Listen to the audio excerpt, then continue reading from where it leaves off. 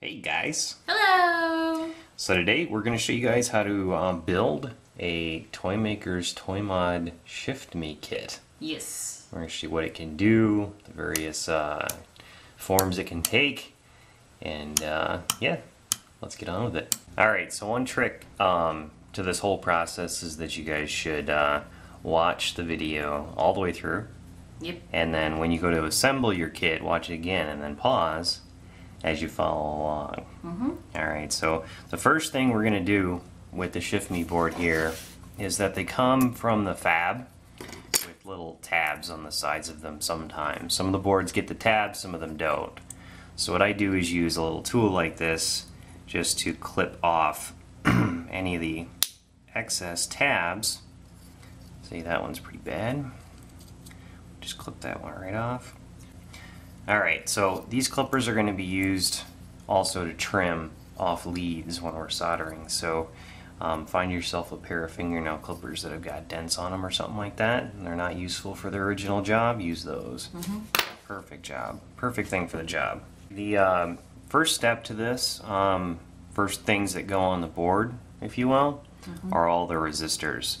So you've got your 100K resistors and you've got your 100 ohm resistors. The 100 ohm resistors, 8 of them are the current limiting resistors for the LEDs. Is that the top row? Yeah, R10 through R17. Okay. And then there's 9, and the last one is R2, goes over here. That's also current limiting for the VCC line that goes into all the switches. Just Okay. an extra safety precaution on there. So what we're going to do is install all of the 100 ohm resistors and 1K resistors in their respective spots, and you can follow along with the kit instruction write up that Addie did to make sure that you got all the resistors in the right spots. Because there's only 2 kinds, it's really easy. So basically you can just put the leads through the holes, and then I come in behind and I bend them over so that the resistor stays really nice and tight up against the board. And like we said, anything you can do to help make it clean and attention to detail makes the whole process go a lot easier. So I'm going to stuff this board with resistors and then we'll come back and we'll start soldering it. So I've got all the resistors, and here's some detail shots. Well, not all of them, the 100 ohm resistors are in place. And it's good to do the 100s and then do the 1Ks because it gives you more room to take care of your soldering in the in-between step. So basically I've got these all folded over and they're all staying put, and I'm using my handy helping hands to hold everything in place for me, so I've got both hands free, and that really makes this job a lot easier. And you're going to need a soldering iron, obviously, and the better you select your soldering iron that you use for this stuff, the easier it's going to go. Even if you've got a quality weller, it can be kind of difficult to solder up this many points. What I'm using today is Addie's Hako. Huzzah! Yeah. It's a very good soldering iron. Yeah, it's got a lot of heat, but most importantly it does accurate very well. So very small 60-40 rosin core solder is what I use.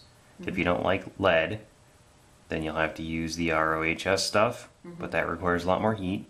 I like to do low heat, so 60-40 is pretty good. Rosin core is important. And good soldering iron to make sure you got a nice fine tip on it. And that makes this job go really easy. You basically just touch the soldering iron to the pad and to the lead at the same time, and then touch a tiny bit of solder to the iron, and it pulls it right into the through hole.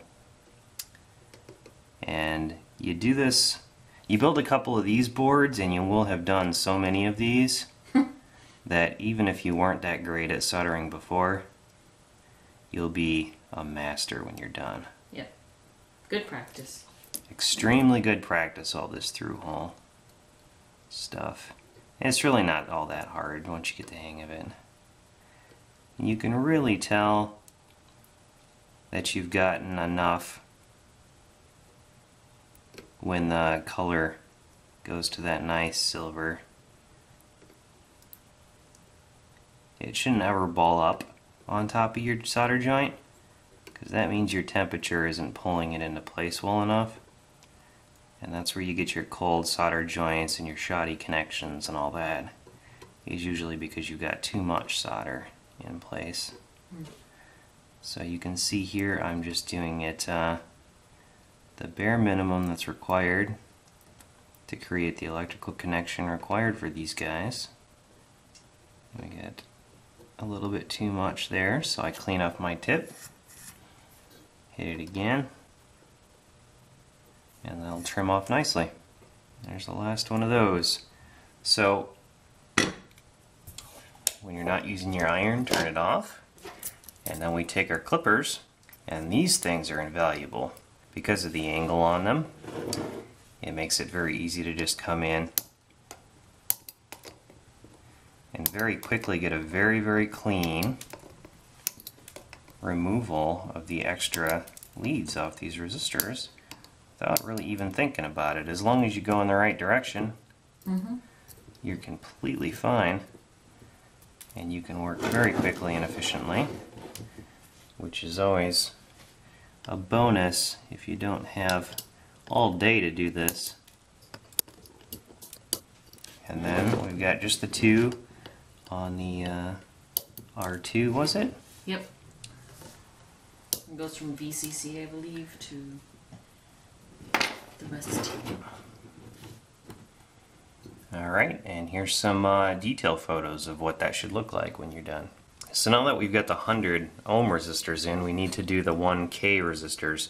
And these are all pull down resistors. They basically make it so that the 165 and 595 serial lines and input lines read as ground when they're not being pulled high by the switches or by whatever microcontroller you're connecting the shift me to.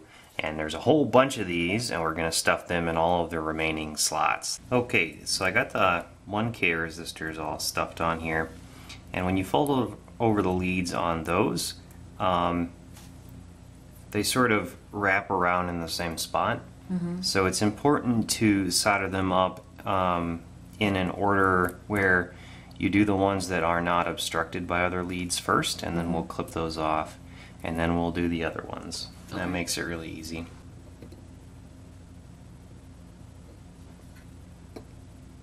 So those four, and then we'll wait on the four that are on those same resistors until after we've clipped these off. Okay. And then the same story with the 8 along the bottom. I'm going to do one half, clip it off, and then do the other half. And really, folding them over like this makes it go much faster, much easier. So that way you don't have moving resistors and you're not doing them one at a time, going around. back and forth. Yep. That's the main thing. Yep. Being able to do them in groups is super handy. Alright, so there's that group soldered. We're gonna clip off the ones that we soldered. We're not gonna clip off the ones that are still waiting. And wearing safety glasses when you clip off leads, probably the good idea, because boy oh boy do these things love to shoot off. You don't want leads in your eyes? No, that would be bad. Alright, so there's those. Get our soldering iron back on here. And now the other halves of those. Yep. If it isn't really super easy, you're doing it wrong. Like that first one didn't want to go because I had a little bit too much solder on the tip of my iron, so I just cleaned it right off and came back, and it was super easy. When you're doing it right, it is really easy. Just a couple more of these and we can move on to the next step. So I'm going to take some detail photos for you guys so you can see exactly what's up here. Now that we've got all the 100 ohm resistors installed and all the 1K resistors installed, the next thing we're going to do here is install our little shift register chips. And there's a little bit of a trick to this. If you're very old like I am, you've got your magnifying glass. This can be very helpful. And this is even more helpful, a little white LED keychain, because the white makes it very easy to read the letters on these chips. So this one is a 74HC595, and this one is a 74HC165. And you need to make sure that you know which chip is which. Also, one thing to note here is that one of the sides of the chip has a divot in it. One of the sides of the silk screen of where the chip goes, here and here, have divots in them. Line up the divots. Yes, please. If you do that backwards, this is not going to work. So we double check, we make sure that we got the right chip. This is the 595, so I know that one's going to go on that side. And this is the 165, and this one's going to go on this side, and I make sure that the divot lines up with the divot. So I'm going to go ahead and get these installed in the footprints, paying very close attention to the polarity, and then I'll show you guys what it looks like on the back once I get these in place. Okay, so I got the chips in place. Now, as is pretty normal with ICs, the legs when they come brand new are usually spread out pretty wide, and you may have to press the legs up against a flat surface like a table a little bit just to very gently make it so that their width this way is the right size to go into the footprint here, which I had to do on the 595 but not the 165. And every single chip is a little bit different, but you guys are smart, you'll be able to figure it out. Now you can see the legs sort of come out just a little bit here. And to make the soldering job easier, what I do is I take a hemostat or anything that's got a round metal, very, very smooth tip to it, and I just run it over the pins of the chip, like so.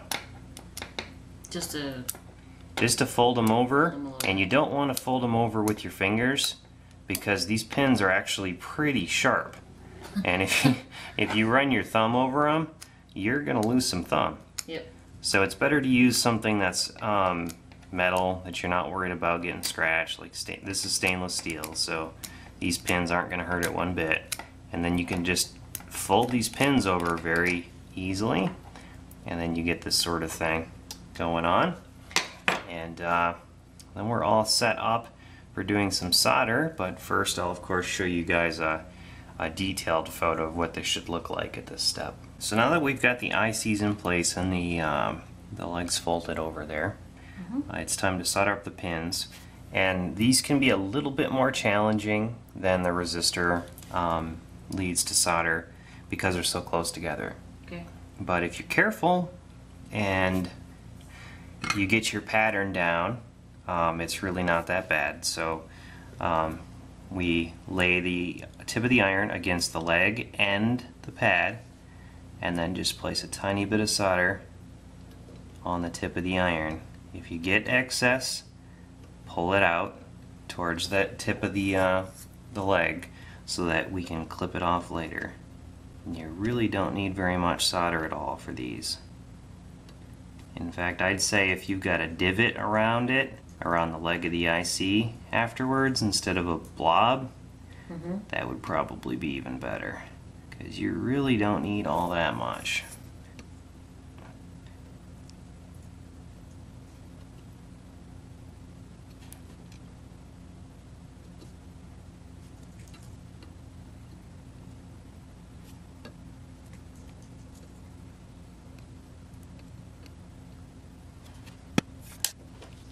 So there we go. We've got the all the leads, all the legs soldered into place, and at this point I really do like to use my little magnifying glass and my light just to take a look at all the solder joints and make sure that there's no bridges between the pins. Everything is all very separate, and everything is indeed soldered in, and it looks good. So what we're going to do is clip off all of the remaining legs here. So we've got the ICs in place, and the next thing that we're going to do is the switches. And we got two different types on this kit. We've got the momentary switches, which are just little push buttons.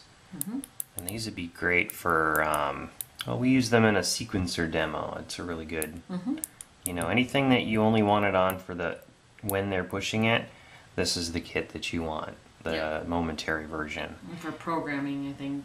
And more for binary and maybe doing an interface for your Altair or something, this is what you probably want, the toggle switches, because they maintain their position once you've let go. For today, what I'm going to be installing is the toggle switches, because I'm going to be panel mounting this particular kit, and I've already done the momentary version, so I thought I would do a toggle switch version here.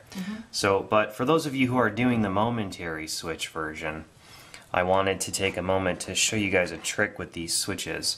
They've got a bit of a curve to their legs, so if you take something that you can grip it with and then bend that curve out on the legs and then bend the leg itself straight back in, and you do that on all four of these legs on the switch, then it is much easier to install it into the footprint. It just goes right in. Whereas if you don't do that, you may have to push really hard or whatever. They fit in the normal way, but you never want to have to force anything when you're installing stuff on electronics. You always want it to flow nicely, and that's one trick that I found with these particular switches that help it fit a little bit cleaner. So there's how you would install those, and then you'd solder in the 4 points. For our purposes today, we're going to be installing these, and they just sit barely in. It doesn't really matter a whole lot, but if you want all your switches to toggle in the same direction, you can look at the sides of the switches, and they've got this on, etc. on one side of them. I like to keep that facing in the same direction for all of them. It may take just a little bit to get them in. The footprints on these are tight. Yep. So what I'm going to do with today's kit, this is a V2. If you've got a V3, this is probably completely fixed, is I'm going to bring them in just a tiny bit.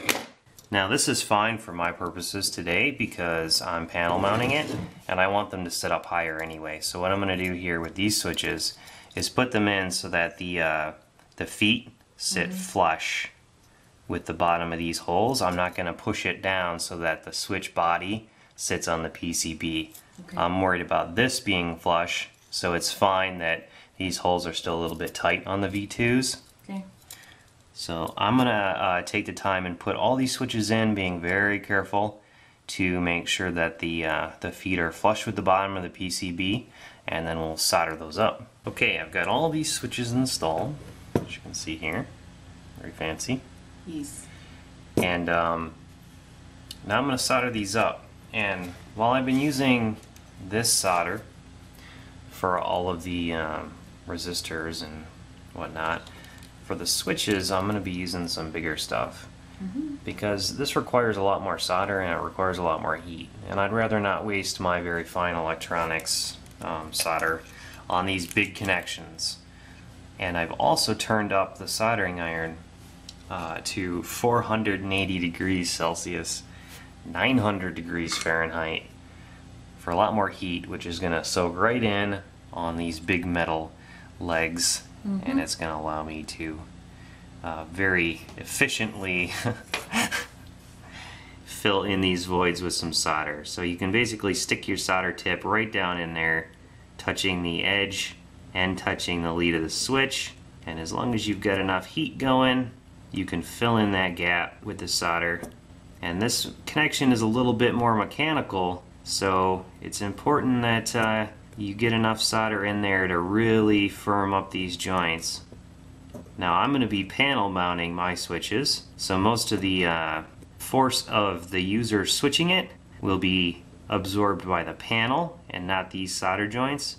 But if you're planning on using the toggle switches and not panel mounting them, then you need to make sure that you get a lot of solder on these joints, because then this is what becomes the structural point of where all the force is going to be taken up. So be sure you do a nice good job here, and that doesn't mean that you need to bubble up solder over the edges or anything like that. I mean, as long as the void is filled, it should be okay.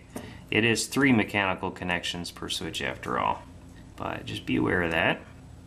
It's important not to have any cold joints here, that's for sure, because these will move a little bit as they're being used, and any cold joint is going to wiggle free eventually. So using a lot of heat on these to make sure that solder completely flows into the void will make that much better. Definitely not a difficult thing to solder up. It goes very easy, just use lots of heat, lots of solder. Huzzah. And I'll get some detail photos here for you guys of this. Okay, so now that we get the switches installed, the next thing that we're going to do are the LEDs. Now these LEDs may seem like they're small, but we've used bigger LEDs on these, and when you look, if you look at the board directly with the big LEDs installed, it'll leave spots in your vision. So we went with the smaller ones for the kit that you guys are gonna be picking up. And so on these we double checked it, and there is a long lead and there's a short lead. Now you can never be absolutely certain with LEDs which one's which, so you should always check. And we did, and the long lead is, as one would normally expect, the anode or positive. And there's a plus sign on the board next to each one of these LED spots. So make sure you put the long lead in the plus hole and the short one in the hole next to it.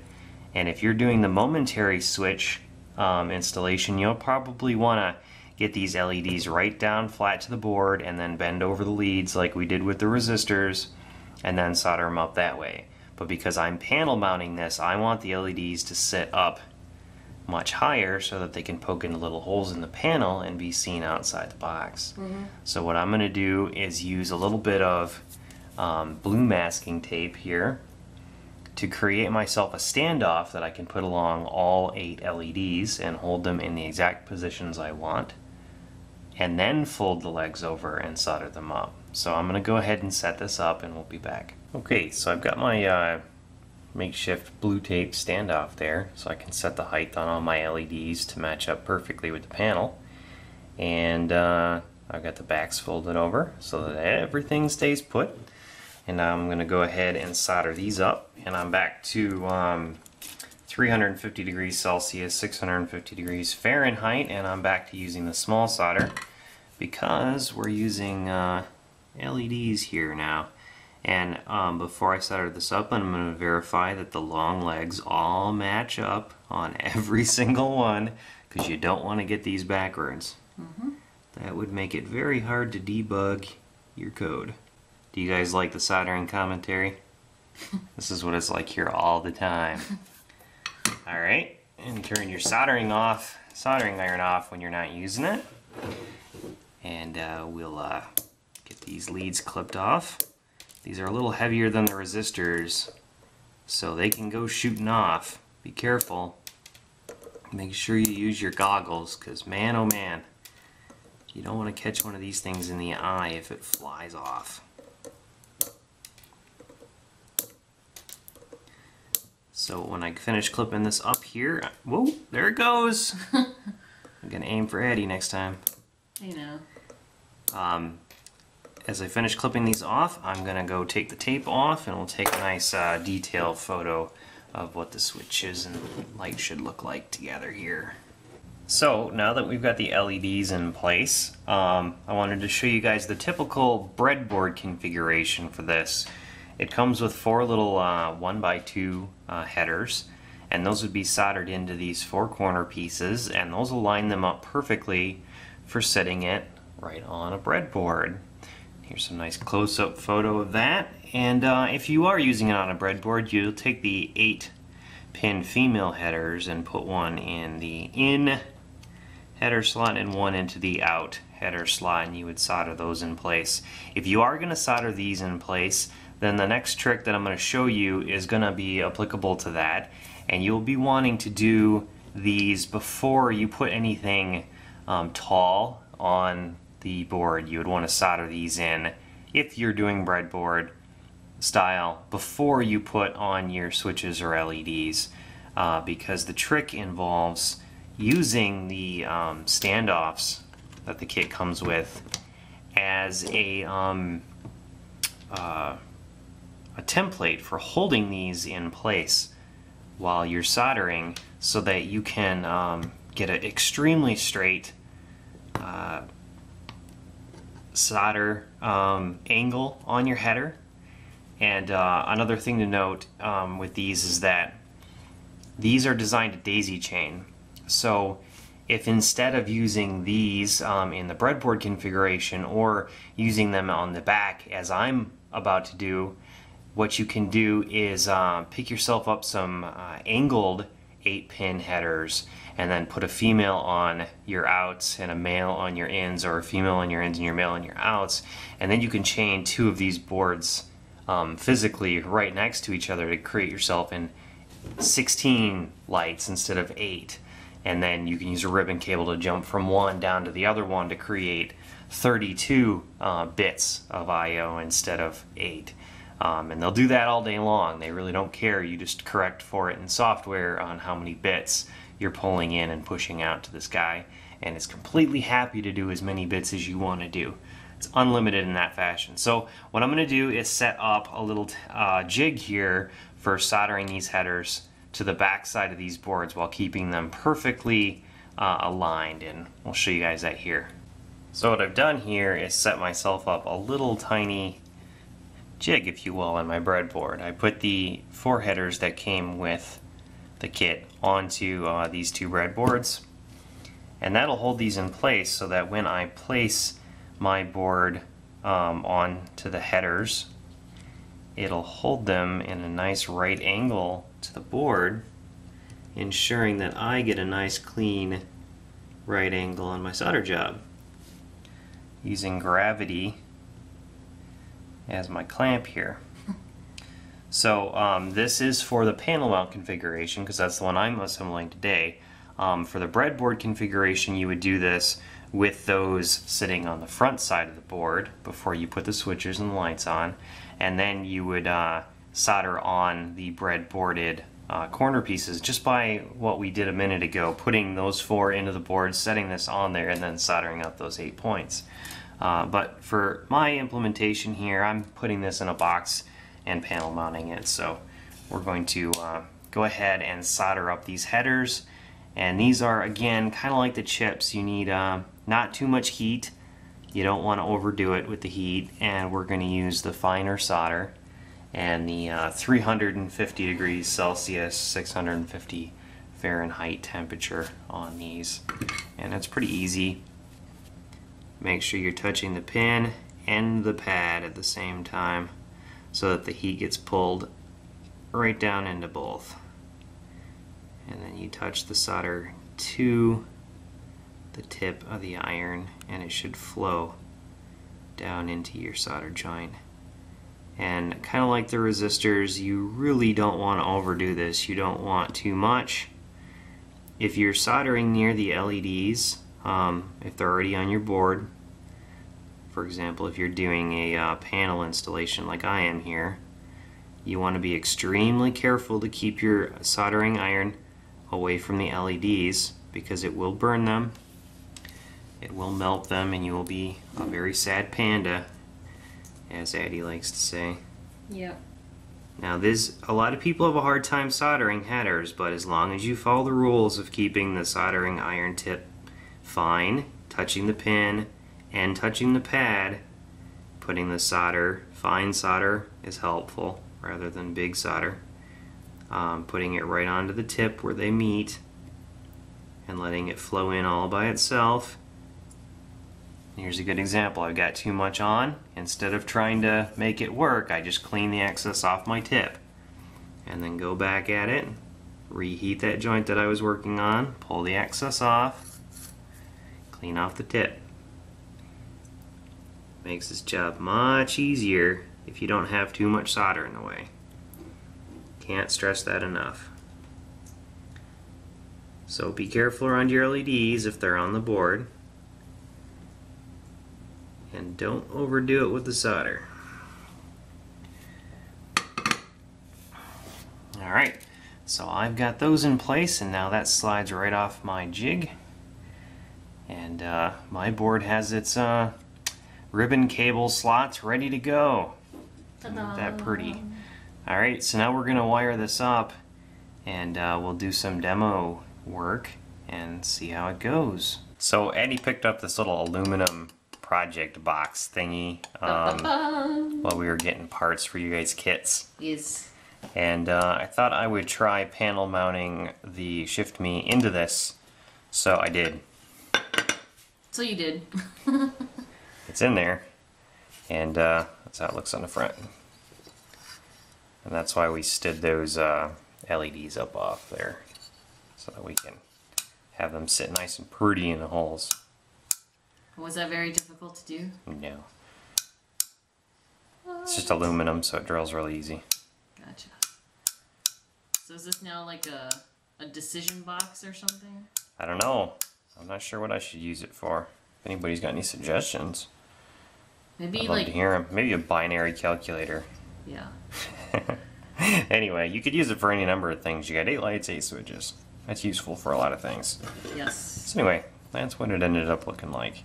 And you guys, make sure you send us videos and pictures of the stuff that you do with the Shift Me. We'd Yes. like to see it.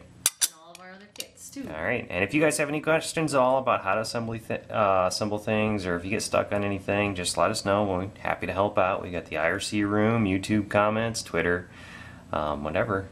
And we will gladly help you figure out your problems. Yep. Alright, thank you for your interest. We'll see you guys next time. Ciao.